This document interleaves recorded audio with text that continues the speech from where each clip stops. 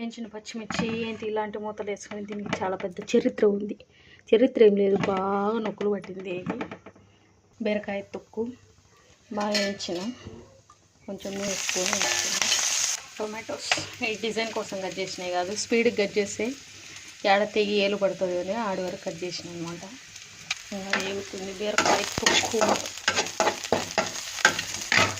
Next tomatoes.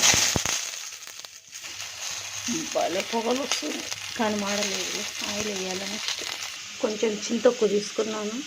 చింతపండు వేసుకోవచ్చు, చింతొక్కు టేస్టీగా ఉంటుందని చింతొక్కు వేస్తున్నాను.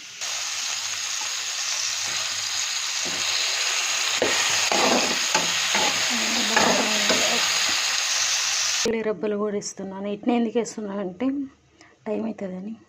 దీంట్లోనే తాలింపు వేస్తున్నాను. ఫస్ట్ ఆయిల్ వేస్తున్నాను, ఫస్ట్ వెల్లుల్లి వేస్తున్నాను, తాలింపు మీద వేస్తున్నాను, కరివేపాకు.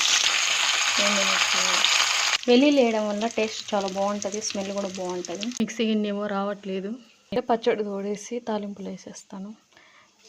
Thanks for watching. తప్పకలు పట్టుకోండి, బాగుంటుంది, మరి మెత్తగా కాకుండా. దీనివల్ల యూజ్ చేస్తుంటే రేపు వీడియోలో చెప్తాను.